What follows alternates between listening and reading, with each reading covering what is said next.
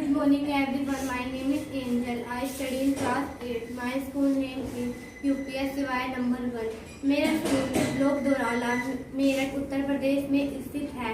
My science model presentation is on the lungs. Lungs को हिंदी में फेफड़े भी कहते हैं. फेफड़े हमारे लिए अति आवश्यक होते हैं. जीवों को जिंदा रखने के लिए ऊर्जा की जरूरत होती है. भोजन से हमें ऊर्जा प्राप्त होती है. ऑक्सीजन हमारी कोशिकाओं में ऊर्जा उत्पन्न करने के लिए भोजन के टूटने हेतु महत्वपूर्ण है. इस प्रक्रिया को कोशिकीय श्वसन भी कहा जाता है. कोशिकीय श्वसन के लिए फेफड़े बहुत आवश्यक होते हैं. ये छाती गुहा में स्थित होते हैं. हृदय के एक तरफ एक फेफड़ा वृक्ष गुहा के भीतर पसलियों के पिंजरे द्वारा संरक्षित होते हैं. हमारे दो फेफड़े होते हैं, दायां फेफड़ा व बायां फेफड़ा. दायां फेफड़ा आमतौर पर बाएं फेफड़े से बड़ा होता है. दाएं फेफड़े में 3 लोब होते हैं, ऊपरी, मध्य, निचली, और बाएं फेफड़े में 2 लोब होते हैं, ऊपरी, निचली.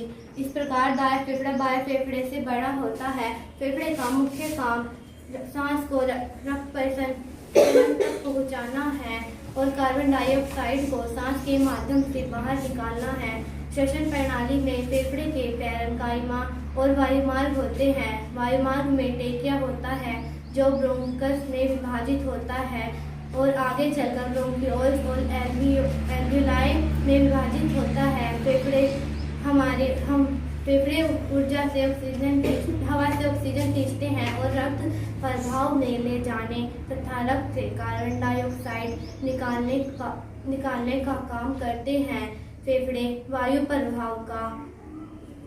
प्रभाव की भी आपूर्ति करते हैं, जिसकी मदद से मनुष्य बोल पाता है. दोनों फेफड़े का वजन कुल लगभग 1.3 किलोग्राम होता है. दायां फेफड़ा बाएं फेफड़े से भारी होता है. रक्त परिसंचरण के 3 अंग होते हैं. रक्त, जिसे हम खून कहते हैं, ब्लड यानी कि रक्त वाहिनियां, जिसे हम नसें कहते हैं, और हृदय जिसे हम दिल कहते हैं.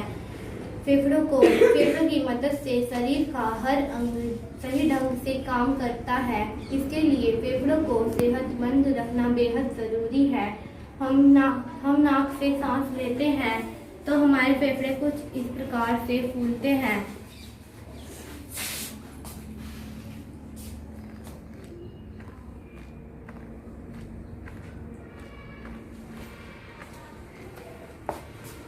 धन्यवाद.